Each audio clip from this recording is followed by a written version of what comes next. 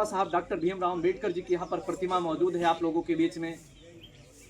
तो मैं कहना चाहता हूँ कि बाबा साहब अंबेडकर अगर नहीं होते तो आज ये समाज में तो पैदा हुए होते, लेकिन हम लोग गुलाम पैदा हुए होते। सबसे बड़ी बात यह है कि आज ये हमेशा कोट पैंट और टाई में ही क्यों दिखने का काम करते हैं, क्योंकि हमारे लोगों को कपड़ा पहनने का अधिकार नहीं था। और कपड़ा पहनने का अधिकार जब मिला तो बाबा साहब अंबेडकर ने कहा कि हमारे लोग कोट पैंट टाई में हमेशा दिखने का काम करें। तो साथियों, आज जो ये वर्दी मिली है, जो आज ये कोट पैंट टाई मिल रही है हमारे लोगों को, बड़ी बड़ी नौकरी, IAS PCS जज कलेक्टर प्रोफेसर जो भी मिलने का काम कर रहा है, तो ये किसी और की बदौलत नहीं, ये बाबा साहब डॉक्टर अंबेडकर के संविधान की बदौलत मिलने का काम कर रहा है। तो आप लोग ये बात ध्यान रखिए कि जो व्यक्ति, अभी कहा ना कि जो व्यक्ति स्कूल के बाहर बैठ करके पढ़ा, वाकई में जब इनको मौका मिला तो इस देश का संविधान लिख करके हमारे गरीब और हमारे बेबस, लाचार और छुआछूत भेदभाव से जो लोग पीड़ित थे, उनको स्कूल के अंदर बैठ करके बराबरी में पढ़ने का अधिकार देने का काम किसी ने किया तो डॉक्टर अंबेडकर ने किया। तो हम लोग बाबा साहब अंबेडकर के कर्जदार हैं, हम लोग कभी इनके कर्जदार को चुका नहीं सकते हैं। अगर ये शानो शौकत भरी अगर जिंदगी मिली है तो ये बाबा साहब अंबेडकर की बदौलत मिली है। तो आज हम लोग जो अपने सर उठा करके आज कहीं बोल रहे हैं तो ये किसी और की नहीं है, बाबा साहब अंबेडकर की बदौलत है। वरना हमारे आपके बस्तियों में जब वो मनुवादी व्यवस्था के लोग आते थे तो हमारे लोग चारपाई छोड़ करके जमीन पर बैठ जाया करते थे। ऐसी व्यवस्था इस समाज में बनी हुई थी। तो अगर ये आज समानता, स्वतंत्रता, भाईचारा और ये आप लोगों को आज़ादी, किसी चीज़ की अगर महिलाओं को भी अगर मिलने का काम किया है तो किसी ने इसके लिए कुर्बानी देने का काम किया है, वो बाबा साहब अंबेडकर ने देने का काम किया है। आज भाई हमारे अब बने हैं, आज जितने भी आज इस देश के राष्ट्रपति द्रौपदी मुर्मू अगर राष्ट्रपति बनी है, एक आदिवासी महिला जिनको सबसे निचले तबके में रखा गया है, एक महिला अगर राष्ट्रपति बनी है तो वो बाबा साहब अंबेडकर की संविधान की बदौलत बनी है, अन्यथा किसी और की देन नहीं है। तो ये चीज आप सबको समझना पड़ेगा कि आज हमारे लोगों ने इसके लिए कुर्बानी दी है, चाहे वो महाराजा बिजली पासी हो, चाहे वो लाखन पासी हो, बाबा साहब अंबेडकर, बुद्ध, पेरियार, फुले, अंबेडकर, जितने भी लोग हैं सभी ने इसके लिए कुर्बानी देने का काम किया है। वो चाहे पेरियार लड़ई यादव हो, चाहे संत गाड के महाराज जी हो। संत गाड के महाराज जी ने कहा अगर आपके पास खाने के लिए अगर थाली नहीं है तो अपने हाथ पे रख करके खाना खाइए, लेकिन अपने बच्चों को जरूर पढ़ाने का काम करिए। जो कि संत गाड के धोबी समाज से आते थे, लेकिन इस समाज के लिए उन्होंने अपने जीवन को निछावर करने का काम किया। हमारे कितने महापुरुष हैं जिन्होंने अपने जीवन में कभी शादी नहीं किया, उन्होंने अपना घर नहीं बसाया, अपने परिवार नहीं बसाए, तो किसके लिए? इस समाज के लिए उन्होंने अपनी कुर्बानी देने का काम किया, अपने बच्चों की कुर्बानी देने का काम किया। बाबा साहब के भी चार बच्चे थे। चाहते तो बाबा साहब अंबेडकर लंदन में पढ़ाई कर रहे थे, चाहते तो इनको भी ऑफर आ रहा था, इतना पैसा ले लो, इतनी जमीन ले लो, इतना हमें आपको इतना कुछ दे देते हैं, लेकिन इन्होंने सारी शानो शौकत भरी जिंदगी को टुकड़ा करके इस समाज के लिए इन्होंने अपनी लड़ाई लड़ने का काम किया और अपने चार बच्चे खो करके इस समाज को आगे उठाने का काम किया। तो इनके बच्चे कोई 10 साल में, कोई 12 साल में, कोई 8 साल में इनके बच्चे गुजर गए इस धरती पे, लेकिन बाबा साहब अंबेडकर अपने बच्चों का इलाज नहीं करा पाए। बड़ी दुख की बात यह है कि हम बाबा साहब अंबेडकर इलाज ना होने के कारण इनके सारे बच्चे इस दुनिया से गुजर गए। बाबा साहब अंबेडकर का भी सपना था कि मेरा राज रतन बेटा पैदा हुआ है, मैं इस बच्चे को अपने इस दिल्ली की गद्दी पर, इस देश की गद्दी पर राज करने का काम कराऊंगा। लेकिन बाबा साहब अंबेडकर को नहीं पता था, जब बाबा साहब अंबेडकर विदेश पढ़ने चले गए तो उनका राज रतन बेटा अंबेडकर मर गया। लेकिन बाबा साहब रोते हुए ये बात कहते हैं कि मेरा बड़े उम्मीद के साथ मुझे कहना पड़ रहा है कि मैं चाहता था कि मेरा बच्चा इस देश पर राज करने का काम करेगा, लेकिन आज मेरा बच्चा नहीं है। फिर भी उन्होंने कोई चिंता नहीं जताया, अपना पढ़ने का जो प्रक्रिया था वो छोड़ने का काम नहीं किया। उन्होंने कहा आज मेरा बच्चा मर गया है तो क्या हुआ, मैं अपने बच्चे को कफन नहीं दे पा रहा हूं तो क्या हुआ, लेकिन अगर मैं आज अपने बच्चे को अगर देखूंगा तो ऐसे पता नहीं कितने समाज में जो भूखे प्यासे, बेबसी, लाचार, छुआछूत, भेदभाव, ऊंच नीच की भावना से, जो दवा से, पानी से मर रहे हैं, इनकी जिंदगी में जिनकी जिंदगी जानवर से भी बदतर हो गई है, इनके लिए बाबा साहब अंबेडकर ने कहा मेरे बच्चे मर गए तो क्या हुआ, लेकिन इन करोड़ों बच्चों को मैं आजादी दिलाने का काम करूंगा। तो ये बाबा साहब अम्बेडकर जी ने अपने संकल्प को लेकर के अपना घर परिवार खो करके भी पढ़ करके बाबा साहब अंबेडकर ने संविधान सभा में जाकर के संविधान बना करके हमारे लोगों को बराबरी का अधिकार देने का काम किया।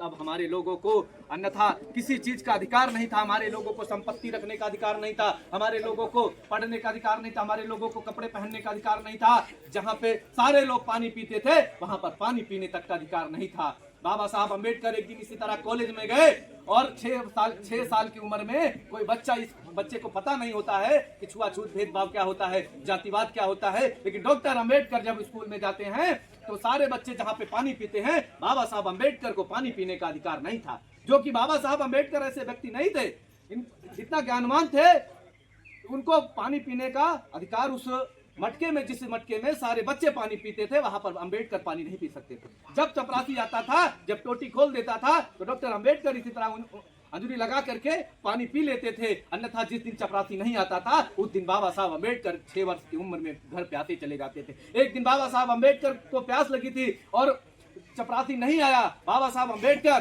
प्यासे चले गए, लेकिन किसी बच्चे ने टोटी खोलने का काम नहीं किया। तब बाबा साहब अम्बेडकर अपने माँ की गोदी में जाकर के लेट जाते हैं और लेट करके 6 वर्ष की उम्र में रोने लगते हैं और अपनी माँ से कहते हैं कि माँ, जिस घड़े में सारे बच्चों को पानी पीने का अधिकार है, उस घड़े में मुझे पानी पीने का अधिकार क्यों नहीं है।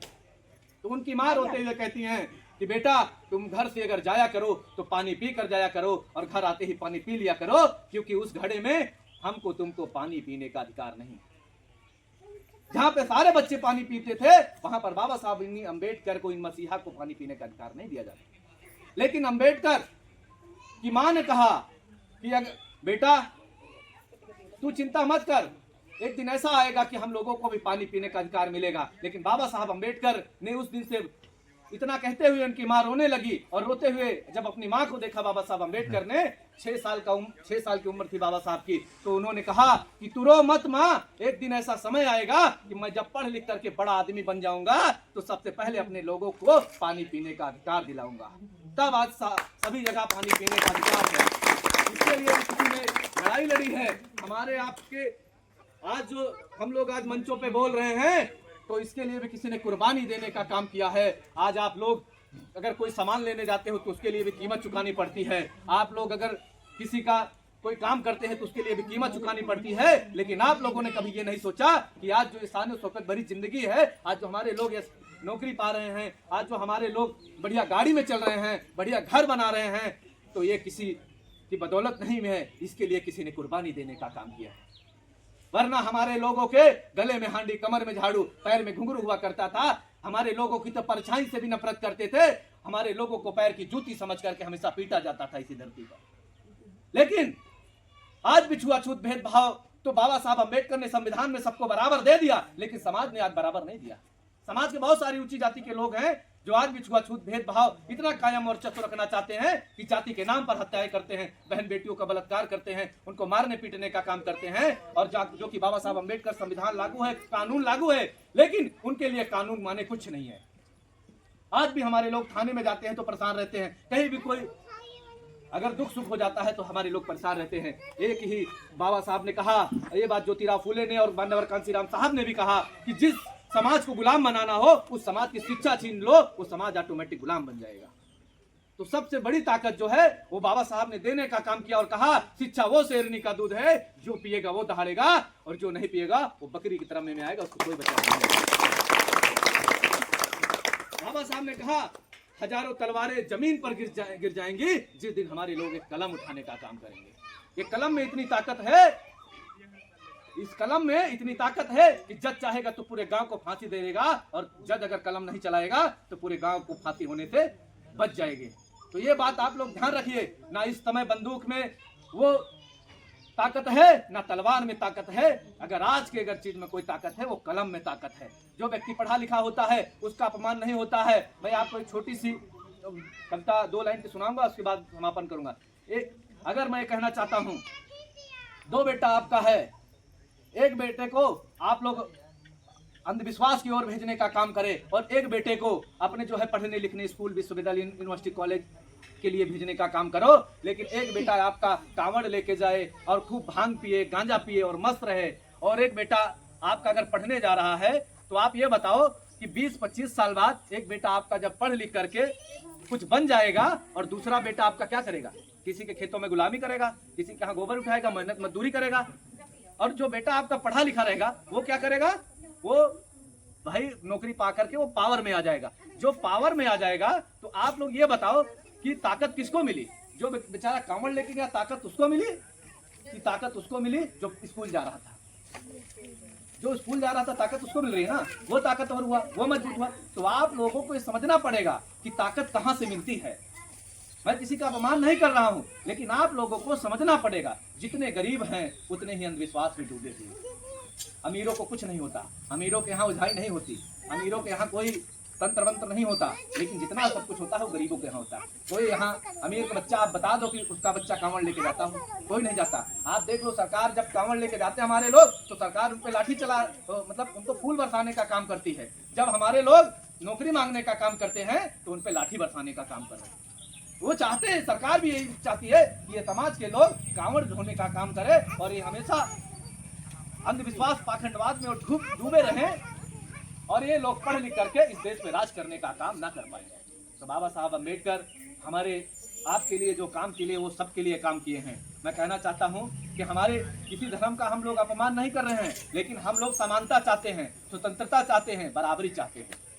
क्या हमारे लोग इंसान नहीं है कि हमारे लोगों को नीचा दिखाया जाता है कि तुम पासी हो, चमार हो, अहिर हो, गडरिया हो, उसके नाम पर मारा जाता है? क्यों मारा जाता है? और किसी के बहन बेटियों का तो जुल्म जाती नहीं होती, और किसी की बहन बेटियों का अपमान नहीं होता, और किसी के बलात्कार नहीं होता। इसी समाज पे क्यों अत्याचार शोषण होता है? क्योंकि ये समाज जातियों में बटा हुआ है। ये समाज अपने आप को छोटा मानता है, अपने आप को नीचा मानता है, अपने आप को छोटी जाति मानती है।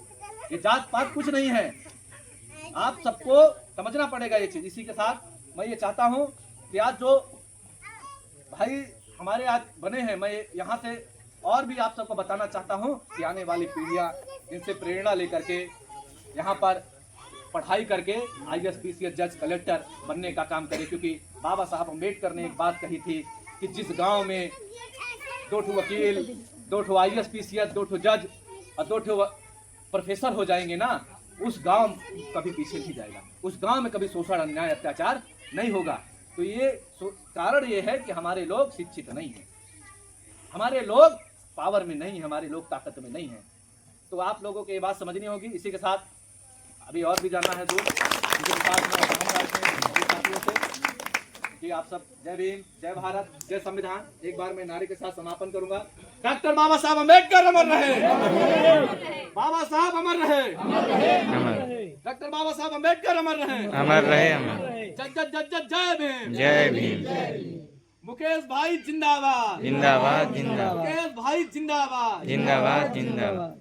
मानवर कांसीराम साहब अमर रहे, अरे अमर, महाराजा बिजली पासी अमर रहे, अमर रहे, अमर रहे, महाराजा लाखन पासी अमर रहे, अमर रहे, पेरियार ललाई यादव अमर रहे, अमर रहे, संत गाडगे महाराज अमर रहे, अमर रहे, छत्रपति साहू महाराज अमर रहे, माता सावित्रीबाई फुले अमर रहे, संत कबीर अमर रहे,